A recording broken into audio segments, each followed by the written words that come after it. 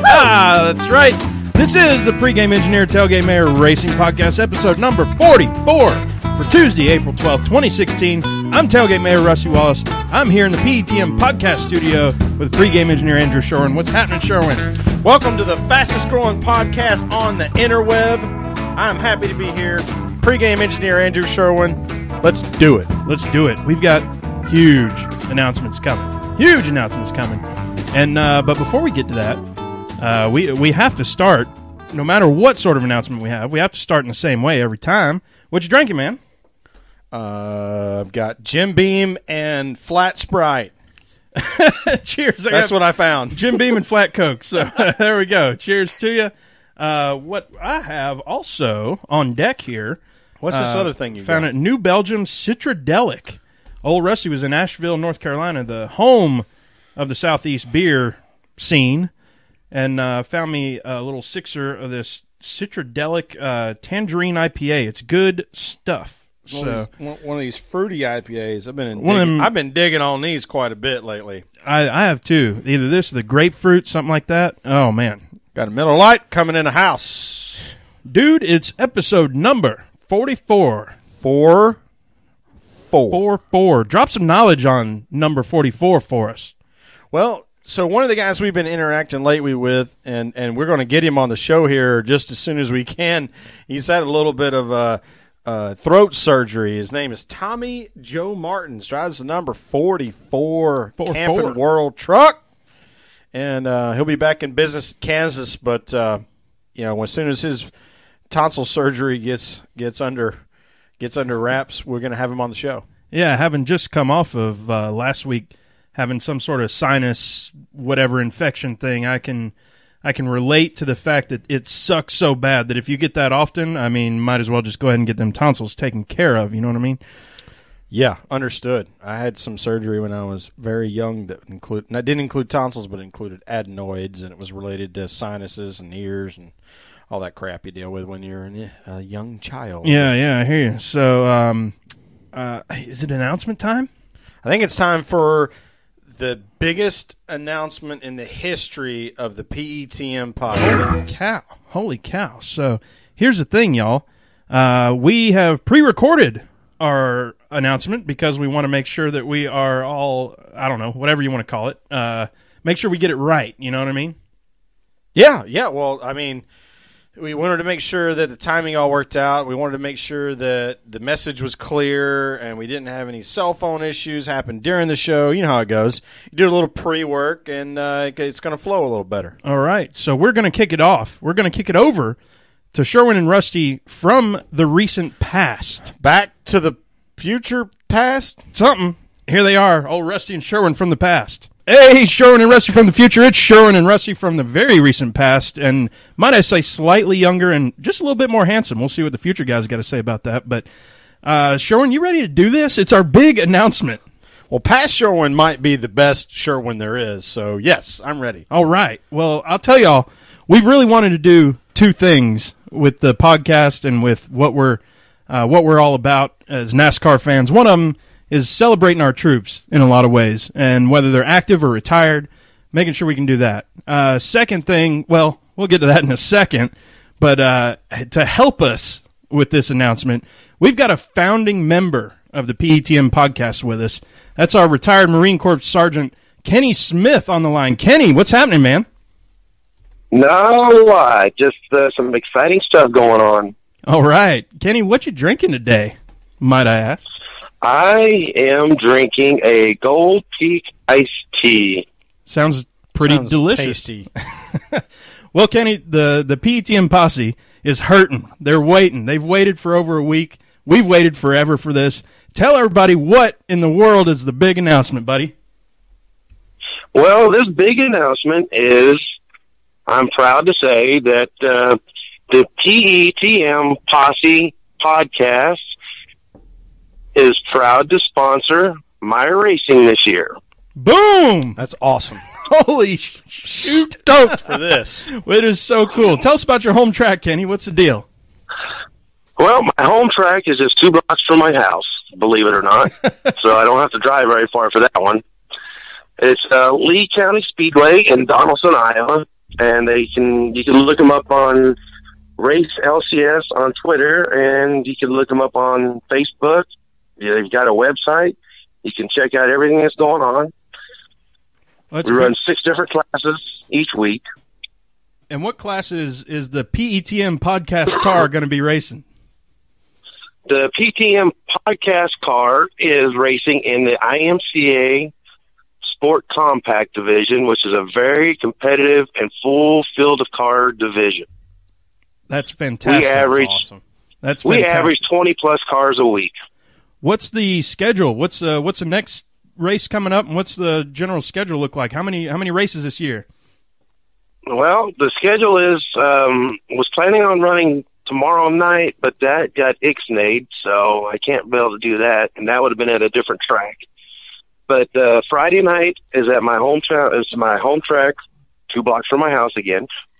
And then after that, I've got about 58 more races scheduled on the calendar. Holy cow.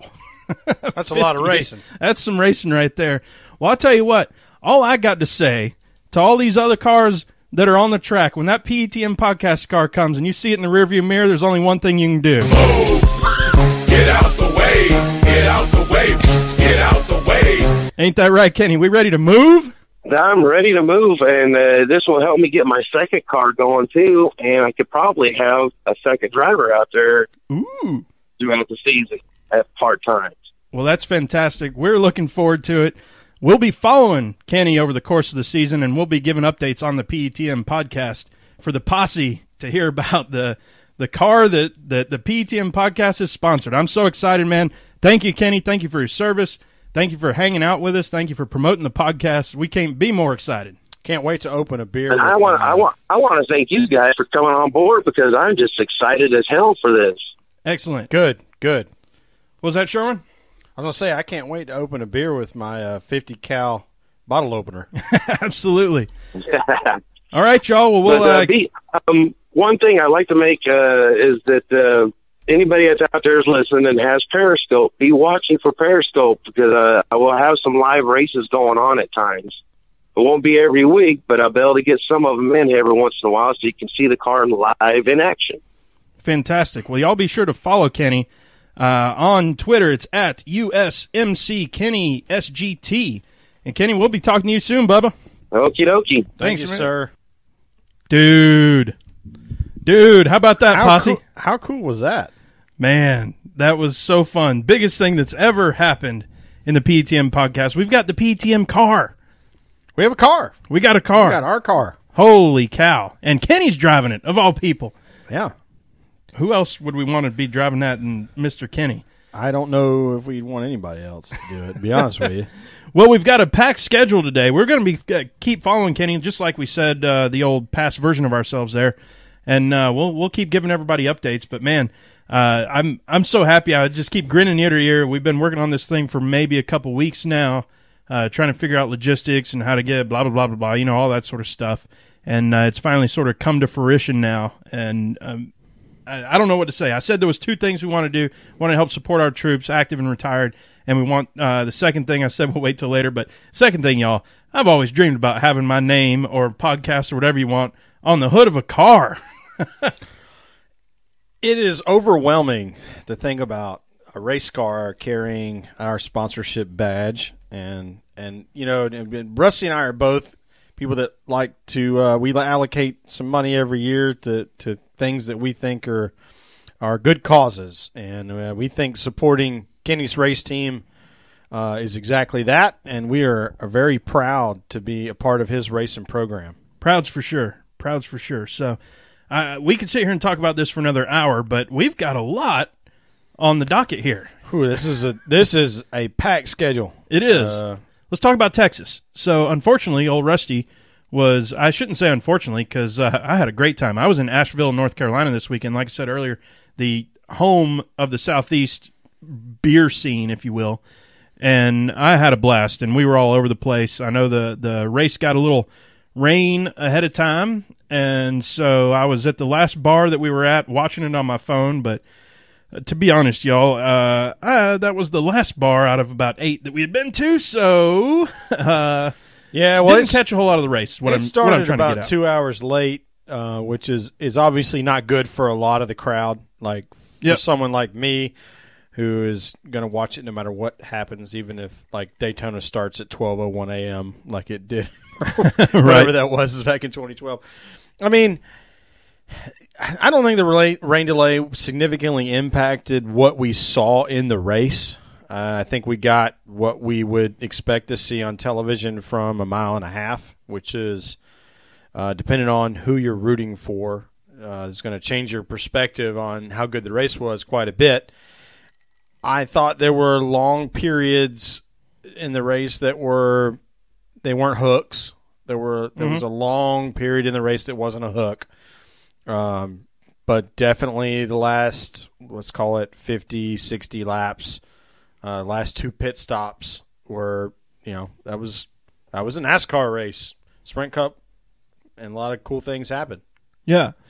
So, I can't offer a whole lot of opinions other than I remember watching it and somebody was leading, and then I got back to the house and turned it on. Somebody else was leading, and then next thing I know, I wake up the next morning, and Kyle Busch had won it. And here's the funny part is, if you remember 2 weeks ago, I had said, I don't know if I want to pick Kyle Busch for Martinsville or if I want to pick him for Texas.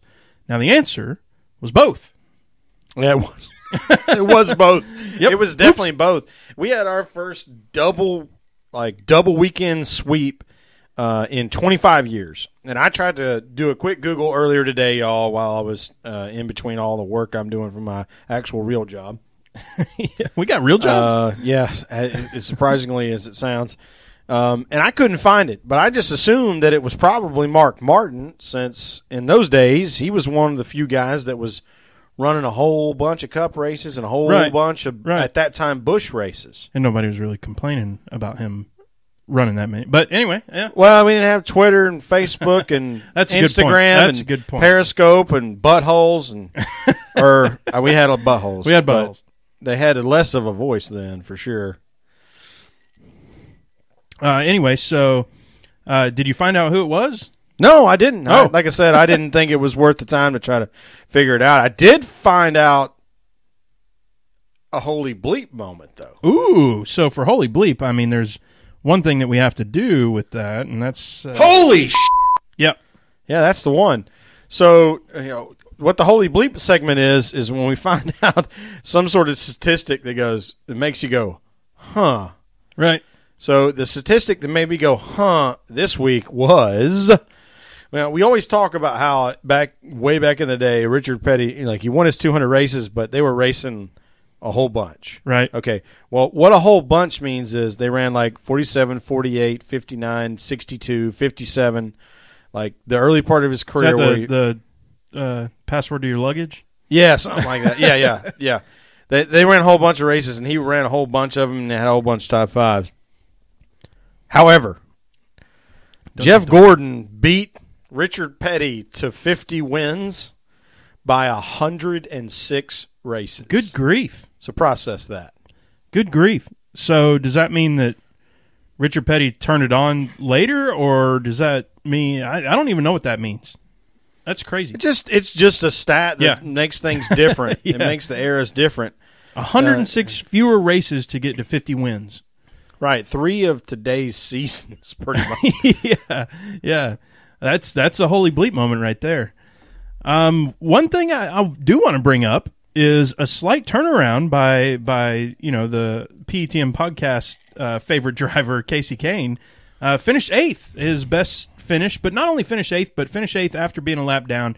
We won't delve too much into this, but it's one of the first times that we've seen Casey a lap down. We said it last week. Once Casey gets a lap down, forget about it. And he brought it back and finished top 10. So very cool. Well, so the narrative remains very much the same. Mm-hmm. It's 300 miles into a race. Casey's running the fastest laps on the racetrack, yes. And he's a lap down. The difference is this time he was able to get the lucky dog because he was fast, and they had to fix an issue that should have been diagnosed 200 miles earlier, which is that the front shocks needed Packer on both sides of the car, because the reason why Casey was tight was that the splitter was lifting the front tires off the ground. I think one of the things that you and I complain about a lot is that the communication between the driver that we root for and the crew chief isn't going very well or isn't productive. And one of the reasons right now is with the new package, Casey is not able to tell when it's the splitter pushing the tires up or the balance of the chassis that's causing the car to be tight. Right. So, like I said, I didn't want to spend too much time on that. Kyle Busch segment, though, dude's on a roll.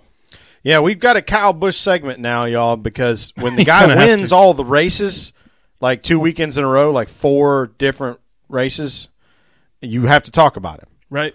And, we were asked, well, we'll get to fan questions later, but the guy is on fire. And if you're a Kyle Busch fan, you're living on cloud 9. If you hate Kyle Busch, you're mad enough to spit in public, as my grandmother would say. My mama would say, I am mad enough to spit. Yep. And that's part of what makes the sport good is that you do have those EKG kind of high and low moments because there's going to be a moment when Kyle hits the wall and all of those people that are pissed right now are going to cheer. Right.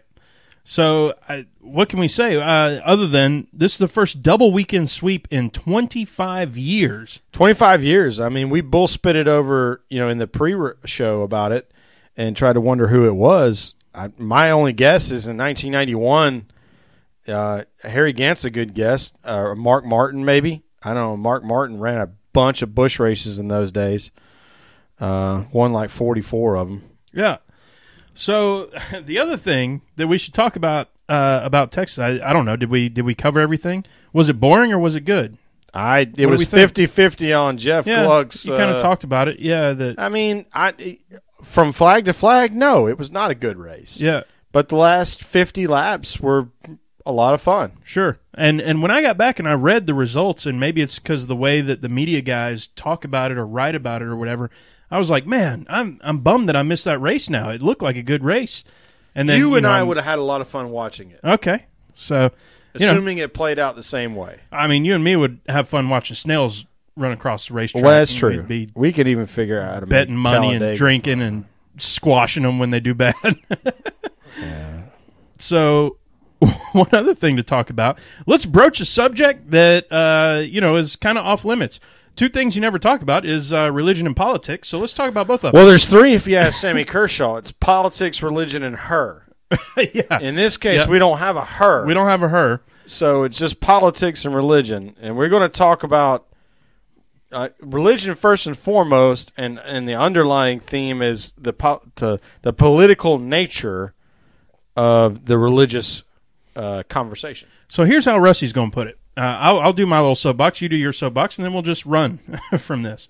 We had the invocation. It was from, Phil Robertson. Phil Robertson from the Duck Commander folks. It was Duck Commander 500. He's one of them, right. Quack, quack, or quack. whack, whack, as Bill Burr would say. Quack, a friggin' quack. Right. The duck whistle people. Duck whistle. And so they brought him out there, and he did his invocation. He said the one controversial whatever thing he said was about put a Jesus man in the White House, right? Yep. That's what he said. So that was it. Here's my take on it. How many pre-race activities do we have? We've got bands that come out. We've got the national driver anthem, intros, driver intros, national anthem. We've got the invocation. We've got the command to start. We criticize all these things, right? We criticize the band that comes out might be a crappy band that time, or the national anthem. I mean, boy, howdy, have we pooped on some people doing the national anthem. It don't mean we hate the national anthem, but it means that person just didn't respect it quite right. And so all I would say to me, or in my opinion, and commands, by the way, I think we're most critical on commands because people, that CEO that comes out. There's no politicizing or theologizing? Theologizing? Theologizing a word. The command. Hashtag. I just need energy, but I didn't want to derail where you're headed. So we've had bad, that CEO that comes out of whocares.com, whatever, and he's like, drivers, start your engines. And it's like, dude, you just stole that experience from somebody who would have cared about doing it, right? And so Why can't we put the same toward the invocation? Look at the dude a couple years ago that did the Ricky Bobby invocation. And, boogity, boogity, boogity, amen. Yeah. That was an invitation. My smoking hot wife. that was awesome. That was awesome. Here's Phil Robertson. He did a bad invocation. That's all I got to say about it. I don't think it's going to drive away people. I don't think it's going to blah, blah, blah. It does kind of feed into the NASCAR stereotype, but I don't know, how long that's going to – I think that's going to be a 15 minutes thing, and we'll be done with it probably, but – that's my take on it. It wasn't a great invocation. Let's just when we say with anthem people, we're like, just do the anthem. If you're going to do it, just sing the damn song. Just sing the song. If you're doing the invocation, just say the prayer, man. The same one that every other one says every time, and we'll get through it. Yeah. Well, I think so. There's a couple of different things. I may take this like 3 or 4 different tiers, just to add perspective. Is I think the number one thing that people that are upset about it are talking about is that it was the first invocation they could remember where we didn't talk about safety for the crews, safety for the fans, and safety for the drivers, which is something that we want from an invocation. Mm-hmm. That it was very specific. Now, most invocations that I've heard recently include the word Jesus. Yep. Just so we know, so that include that kind of. There are some people that are Hebrew or Jewish or both, however we're going to say that would kind of exclude them. Sure, maybe NASCAR fans, and we don't want that. But that's a little bit more of an extreme. I think one thing I would say is, as someone who is not religious at all, is the most jacked up I've ever been to perform in my life. Yep. Was directly after I said the Lord's Prayer. Yeah. Deliver us from evil, and I've got goosebumps. Yeah, the goosebumps. Think about it. I wanted to go out and rip somebody's head off after saying the Lord's Prayer. Right. And not in a bad way, but in a sports way. It grabs your heart, it grabs your mind. It says, we've got something to do. Let's go get it done. And so what I would say about the invocation is there's 2 more things, and I'm rambling. I apologize for that, but it's a marketing opportunity that NASCAR definitively takes with its television audience. Yep. Because they always televise it. Right. So that's something to keep in mind. The second thing is, let's include as many people as we can, and the underlying message is, don't be an a-hole. Right. And so this was a bad invocation. Phil Robertson the next one. Took an opportunity to self-market, and that's what I said on Twitter today from the podcast handle is, the invocation is resoundingly a good thing when the message is don't be an a-hole. Mm-hmm. When it becomes a self-marketing opportunity or self-promotion opportunity, it goes to a place it shouldn't be. Right. Let's talk about Bristol. Let's get off of religion and politics. It's Bristol, baby! Woo! So you've got something to talk about the Bristol deal. Hell yeah! And you even got clearance to talk about it. Like, Sherwin's important now. Yeah, I asked for permission just to make sure. So, old Sure Daddy over here, cheers, is now a proud member of the Bristol Fan Advisory Board. Now, what is that, like 10,000 people, 12,000 people? Yeah, it's almost that many. It's almost 40. So it appears like we might actually have an impact. Well, that's cool. We're not going this weekend, but we will be there in August. And we will be in a meeting on the 3rd floor of the Bruton Smith building because I get to bring a friend. That's too cool. Cheers. Lucky you. Cheers. Paying it forward. If it wasn't me, then this podcast would end at 44 episodes. Just saying. So I will get to have some direct influence on what does or doesn't happen at Bristol Motor Speedway for the entire 2016 calendar year and the entire 2017 calendar year. And I was told by the VP of Communications and Fan Experience that I was allowed to market my position on the podcast and on Facebook and on Twitter. Yeah, cool. That's really neat. So what else is there to talk about Bristol? I think one thing to talk about is we've got heat races. Yeah, we got heat races, and I'm prepared to be Jekyll and Hyde on this. I kind of am too. So let's start with what's a heat race. Talk to us about what this is, because we talked about it way back when the whole thing started, but now it's actually coming to fruition. So the whole theory and history behind heat races is when the Friday night and Saturday night series where you didn't have pit stops, you get to lay down a hot lap, as they call it. They don't call it qualifying; they call it a hot lap. Mm-hmm. That gives you your position for a heat race, an A, B, C, or D. Okay. And then you would run with a small group of people to see if you could improve your position. And then sometimes there's a last chance qualifier, like with Supercross. Yep. This is all, by the way, I don't think we said it. This is all Xfinity. Yeah, this is the Xfinity series. Yep. This will be Saturday late afternoon. I think they're going to push the race all the way into like being under the lights. But what the thing they're going to do is, they're going to qualify everybody like in the regular qualifying format. But then they're going to run 2 heat races, and all 40 cars that have qualified, air quote, for the race, like they're all getting in, assuming they don't wreck their car. Like the only way you're not getting in the feature is if you wreck your car and you're not allowed to bring out a backup. Mm-hmm. So there's been a whole lot of conversation. How long are each of these things? So it's 50 lap heat races, and then it's 150 lap. 150 main at Bristol. Jeez.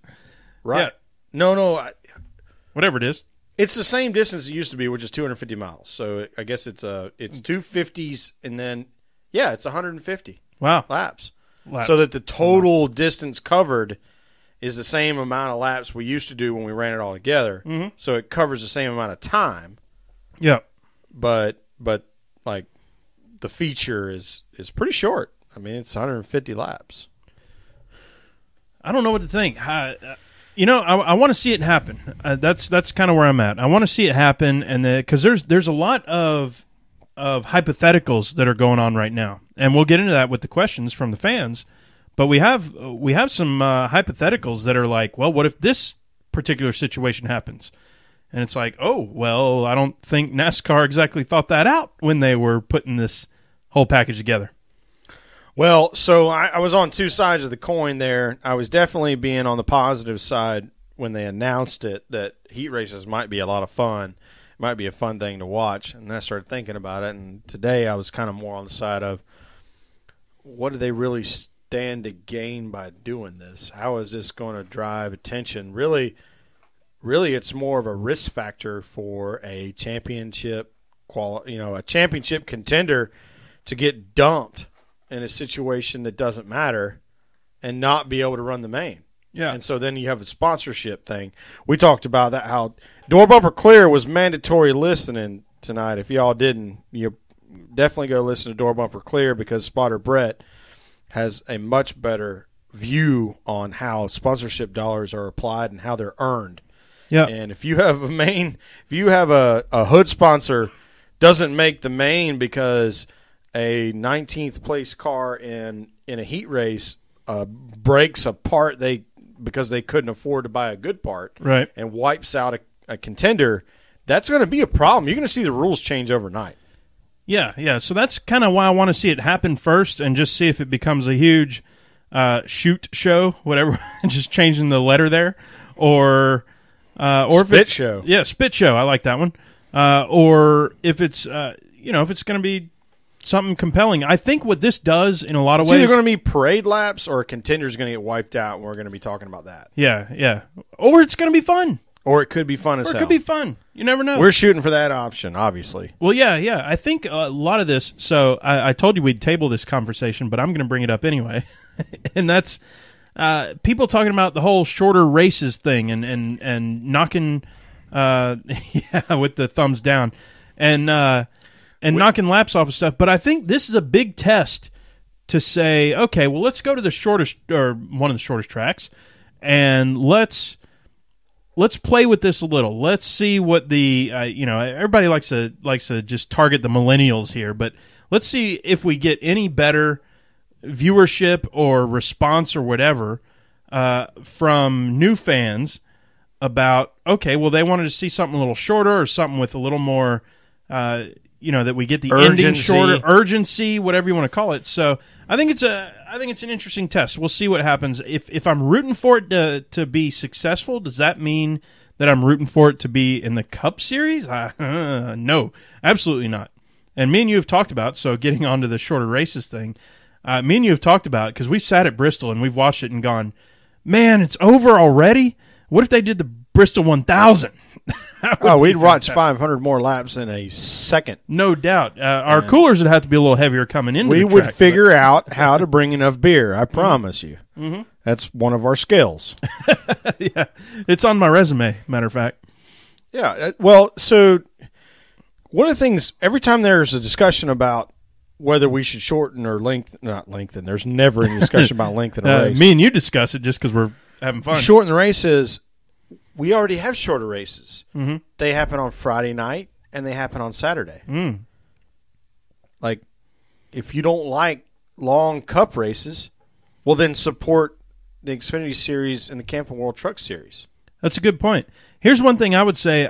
I think in American sports, as we have it right now, and if we want to be, right there with some of those other American sports, I think a time frame is what we need to look at. And we can have a couple of 4 hours a year if we want to look at Daytona 500, if we want to look at Coke 600, especially Memorial Day deal. But I think we need to target that 3 hour time frame.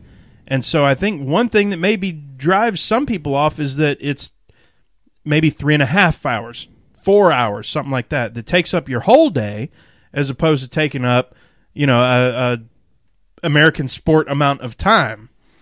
Every college football game on major television lasts over 4 hours. Well, at this point, especially now that they're milking all the excuse me, yeah, the and that's now. not to be completely contentious, but that's just it. And I know that NASCAR is not college football. What I'm saying is I think it's completely bullspit that we assume the fan doesn't want to watch a 4 hour event.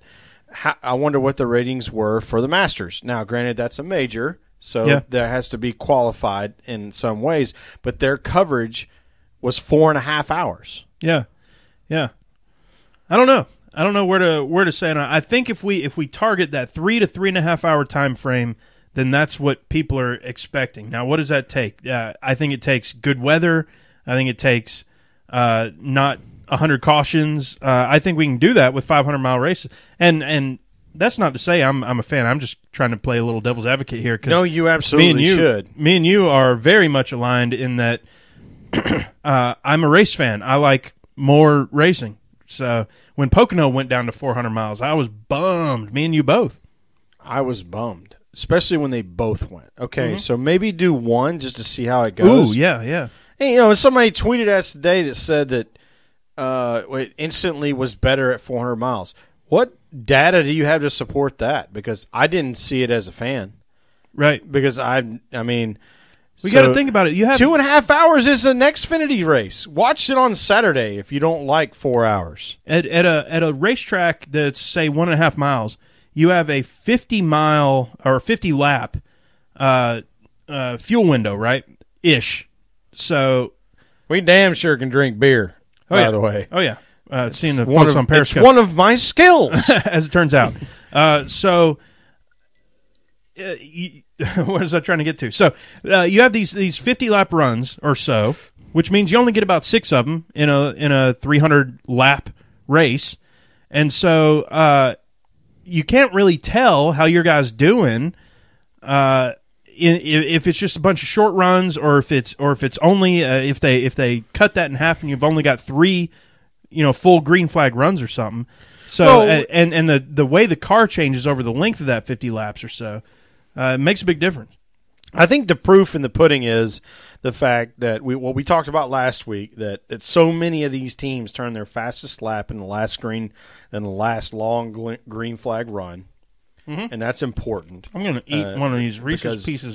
Because the pit stops and the changes matter.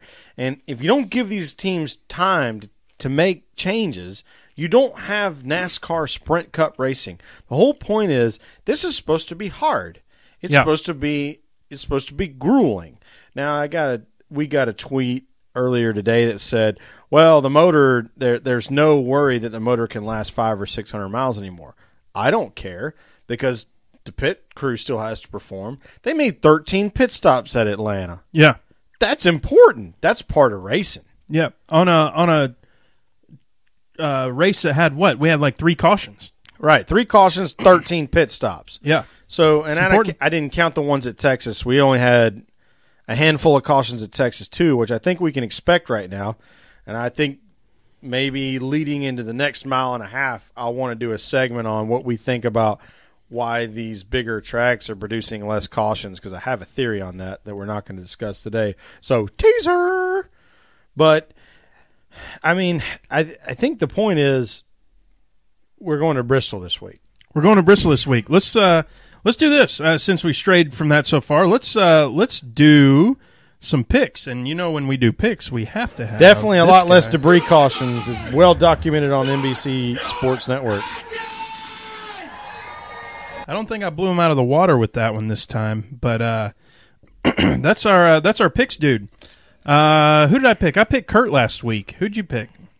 You finished 2 places in front of me. Ooh, look So, at that. F you. What was the finishing? I'm not trying to rub this in, but where'd Kurt finish and where Kurt did finished 9th and Okay. Kenseth finished 11th. Okay, so some top 11, we'll say. Yeah, we didn't do Picks. too bad. Not too bad. Ask me where my dark horse finished. Where'd your dark horse finish? 5th. 5th. Oh, you got to do the rest of the podcast with your pants down, dude. Yeah, elephant trunk. Yep. The old Out in Texas the rule. yard. Yep. So let's see. This week, my pick for the race, and check it out. I am gonna do. I'm doing the repeater. Are you on the repeater? I'm on the repeater. I'm picking Kurt again. Gallicanucas? Yeah, Mr. Gallican. Yep, Super Troopers, y'all. Yes, Rusty's doing the repeater. I'm picking Kurt again. I think it's time for him, and I really think, obviously he's good at Bristol. I think, it's time because I don't want to pick Kyle because I think he's going to win. But I want to pick Kurt. All right, Kurt. I like that pick. I respect that pick. I have a lot of respect for that pick. I think the 22 is due. Okay. For a win. He's won at Bristol before. And so I'm picking Joey. Sliced bread. Slicing the bread. Slice. Logano. Joey Logano. Yep. I mean, good pick. Let's talk dark horses. Now, whoever I picked probably didn't finish 5th, so good for you, even though it pants down the rest of the podcast. Let's let you pick dark horse first, too. Oh, yeah. So I guess I'm going to go. The way dark horse works, y'all, like, because we've heard some other podcasts and like mainstream radio. Look, dark horse, you can't pick somebody that's already won or has won a bunch of races. Like, you could pick maybe Jamie McMurray, who hadn't won a race in 4 years. Sure. But you can't pick, like, for instance, I just saw Casey Kane. He won in Bristol 2 years ago. Like, you can't pick him. Like, he's good there. So I'm picking Ricky Stenhouse Jr. and that Roush crew to sort of get their ish together. Dude is due for something. Now, I'll show you my show notes right here because I'm going to fly right in the face of what you just said. Hands off the keyboard. There's a middle finger coming. I said, I don't know if I'm allowed to make this pick based on the rules of Dark Horse, but I think it's interesting because... Don't make me punch you. You might punch me. I'm picking under caution, maybe a little bit, but I thought, based on where he's finished and everything, I said, let me pick Casey Kane, man. Oh, my goodness.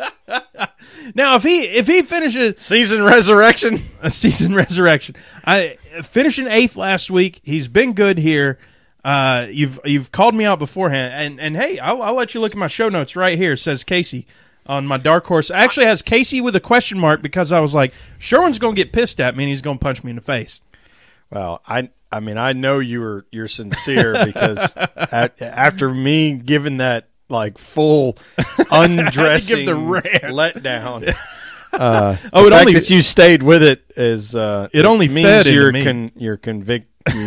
your conviction is strong, and I appreciate it. But so I picked Kurt and Casey. I know that's probably too strong in terms of, total. I mean, Casey's in the chase still. He's 16th right now. He's in the chase. Which shit, these rookies got a bleep machine. Uh-oh. Bleep that one out. I think we get like one a show, and that's okay. But no, they're both in the chase, and that's why it would be really. I think it would be a season turnaround for Casey if he could get a win. That would be awesome. And my thing about dark horse is somebody who you think probably ain't gonna win or probably ain't gonna be up there, but maybe give people something to think about. Yeah, well, like Dale Earnhardt Jr. can't be a dark horse at Bristol. All right? No. He's won there before, and he's got running a really well. fast car. Yeah, he's doing great. And he's like in the top 5 in points. That's not a dark horse. Yeah. If you want to tell me he's a dark horse at Watkins Glen, okay, cool. Let's talk. Yes, agreed. Let's talk about some fan questions, dude. We had so many, and we want to thank the PETM posse. Everybody listening, everybody who sent in questions. Came up big. We even had to table one for a couple weeks from now. We won't get into what it was right now, but we had a couple come in about Charlotte and or the All-Star race. Yes, we're gonna push those until they're relevant because. Like, there is no reason to talk about Charlotte when Bristol is the next race. Right. Because Bristol is Bristol, right. baby. So, honest_race_fan, that's at honest_race_fan, which they have the name NASCAR fan. So, NASCAR fan asks us, considering the speeds will be lower, is the new aero package going to have any effect on the racing that we're going to see this weekend? You want to take this first? I'd like to take it first. Here, I'll take it first. You sure? No. Your turn. Okay. So, NASCAR fan, honest race fan, I think I've seen you on the old Periscope here. The speeds are not going to be lower. The drag on the car is less. The cars have been faster everywhere we've gone this year than we've expected. So that's sort of a correction of the question. So the second thing is, will the new aero package affect the way these cars handle? Absolutely. The basic rule of thumb is when these cars hit 60 to 70 miles an hour, aero. Is it that? Is it that low a tolerance? If they can sustain that, like if that is like the lowest speed that they reach during the track, and they corner at around 85 to 90 miles an hour at Bristol. Right. Then aero does matter. Really? So we will see. Drop some knowledge on all Rusty here, huh? We will see. I don't know that we'll see it on television, but the teams will adjust the race car based on aero conditions because entering the corner, they're going to be approaching 150 miles an hour in qualifying. Sure. And then they're going to be in the 140s during the race when they enter the corners. So, yes, aero is going to matter. The cars are going to be faster. They're going to be off the gas longer. So maybe I'm thinking this question in a different way, which is what have we seen so far with the new aero package? We've seen, well, last year fellas were just taking off and people couldn't catch them. Couldn't catch a leader. You get out in clean air, you're wide open. I don't think that has been the case necessarily at Bristol in terms of aero. So I don't think it's something that we're going to fix. But your point about, well, there will be a difference just because, like you said, the physics of it of 65-something miles an hour and they'll run a little faster and stuff. So that will be an effect. I'm thinking more on the, I guess at the end of the day, if you want to use a business cliche there, that I don't think we're going to see that huge difference out front. Is where I'm going for. Or passing. Passing is a big thing, right? Well, this guy was asking about speed. He wasn't asking about passing. He asked about speed. Is going to have any effect on the racing we'll see this weekend? Okay. I think what we'll see. I think the track is going to matter the most. What we've seen is that if the leader or the car you're trying to pass is running the high line, you have to really set them up and make an underneath pass that requires your car to be incredibly strong at that point, but the preferred line is the top always. But you think aero is going to have that big a difference on how they pass? No, I'm talking about speed. Okay, yeah.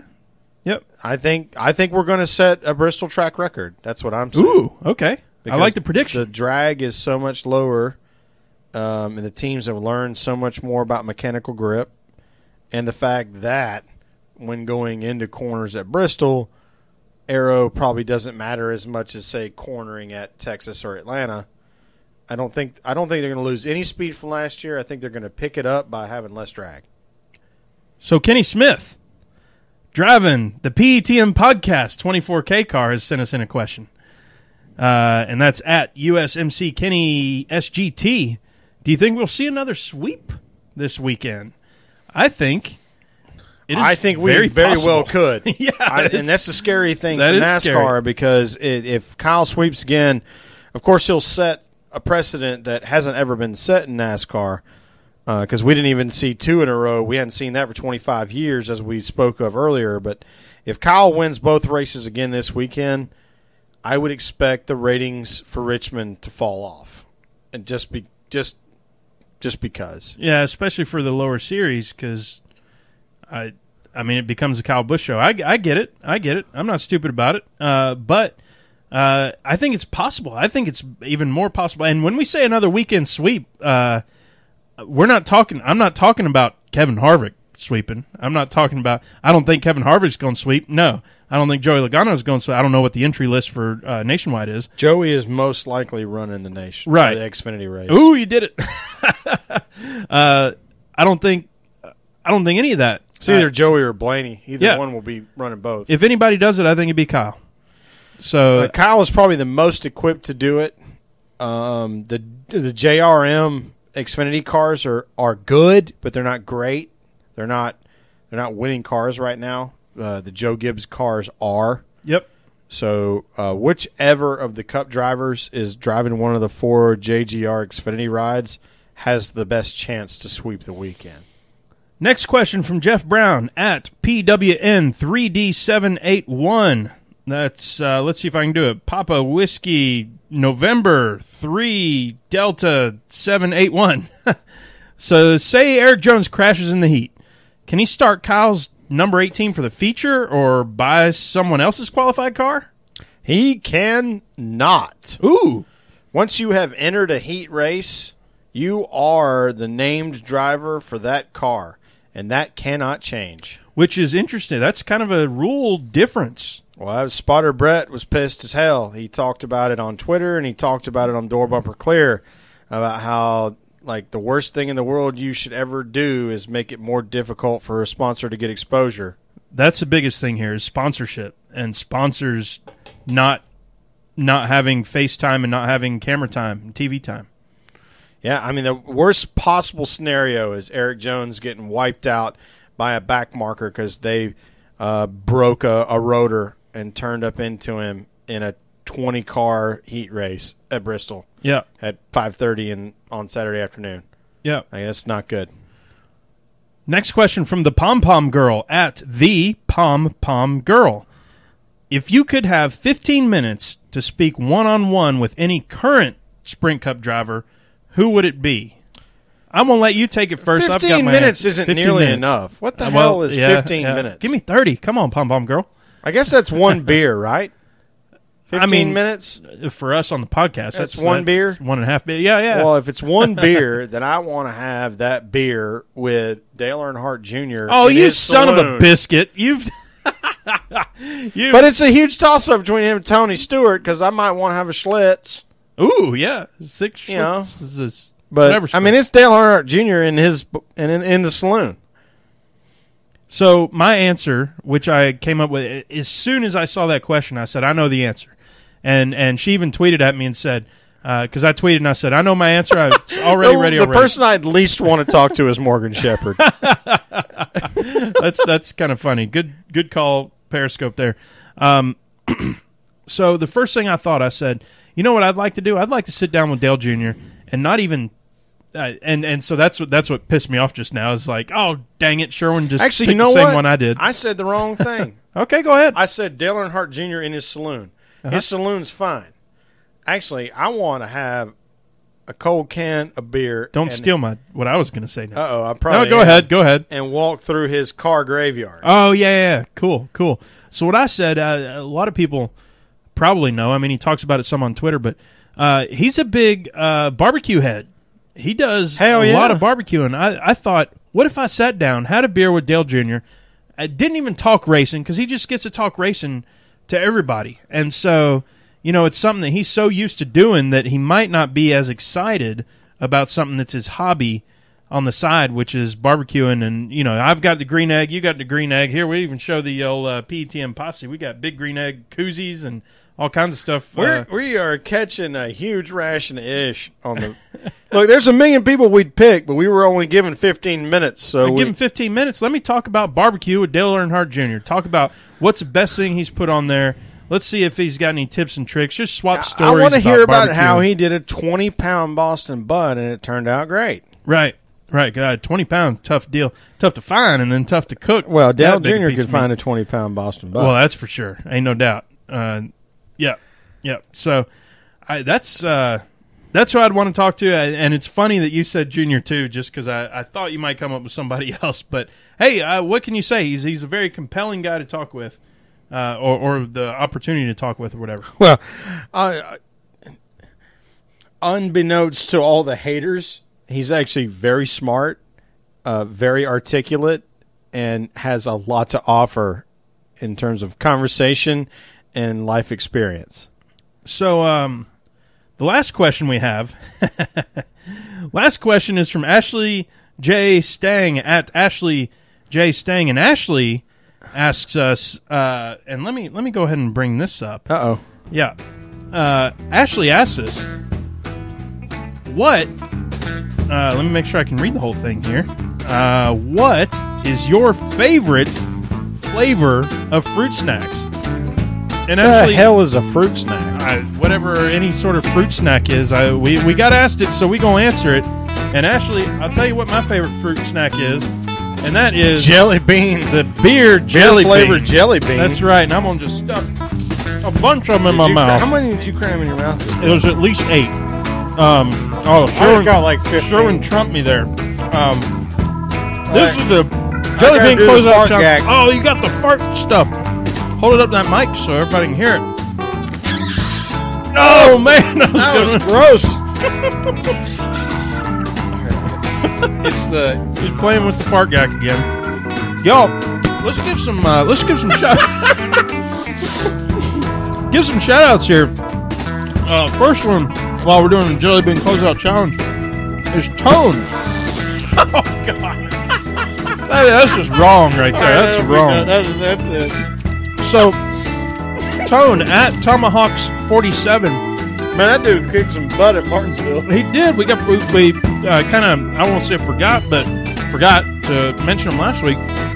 He took pictures with the president of Speedway. He took pictures with Matt Crafton. He took pictures with the Tommy Joe Martins. Tommy Joe Martins took pictures. John Hunter Nemechek. The Decker Girls. Decker Girls. All 3 of them. All of them holding up the PETM sticker. We can't thank him enough.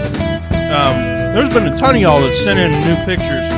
The PETM Wall of Fame is going to be expanded. I don't have very many. Put it way up here. I don't have very many stickers left, y'all. Y'all get your stickers. This used to be an inch thick. Can y'all see that? It's about 3/8 of an inch thick. Y'all get your stickers. Get a sticker. Y'all get your stickers. Because we're going to run out of these damn things. If y'all want some more tomfoolery, some more wackiness on a weekly basis, can't get enough of us, follow our friends over at Over the Wall Racing. Oh, hell yeah. Cliff and Tire, knocking it down over at Over the Wall Race. They usually do something, if not on Sunday, then on Monday. Right before this, you get the back-to-back days. That's right. You can get us. You can get us on Monday night. You can get Door Bumper Clear on Tuesday afternoon, and then Tuesday night you can get us. Oh, buddy. Follow Spotter Brett, TJ Majors, and Kristen Bauer. They're doing good things over there at Dirty Mo Radio. One of the biggest jokes was when we said we need to get 500 followers by Daytona 500. Oh, yeah. And we hit that. We were insane when we said it. Yeah. And then Sherwin said, how about at 2:30 when we said that? How about 1,000 by Richmond? Yeah, That's even a bigger joke. Y'all were like 36 people from doing that. So we want to thank the PETM posse, everybody out there listening. you Appreciate guys are you. rocking, man. It's so much fun. We can't even convey to you how much fun You are rocking. we're And I having. got to play the song again. I'm just going to do it. You got to play the Yep. song again. There it We're goes. still Why closing out. We haven't not? finished closing out. We hadn't finished closing out. We're thanking all y'all. Interacting with some of our Periscope folks. We appreciate y'all hanging on tight. All right, listen. Follow us. I'm Tailgate Mayor. Slayer? Rusty Wallace. I don't know. At Tailgate Mayor. And I am Andrew Sherwin at Pregame ENG Follow us on the Twitter box at PETM Podcast. and PETMpodcast.com. You can email us, PETM at PETMpodcast.com. Hit us up. DM us your questions, your comments, your hate mail. We'd love to hear all of it. all of it. And you can stream us at www.petmpodcast.com. And the PETM podcast car is going to be turning laps at Lee County Speedway. You're damn right. If Starting you're up within there the in the next Midwest, be looking for that PETM podcast sticker on old Kenny Smith's hood or trunk, depending on which car is running. And we'll talk to y'all next week. Hey, yo. Thumbs up.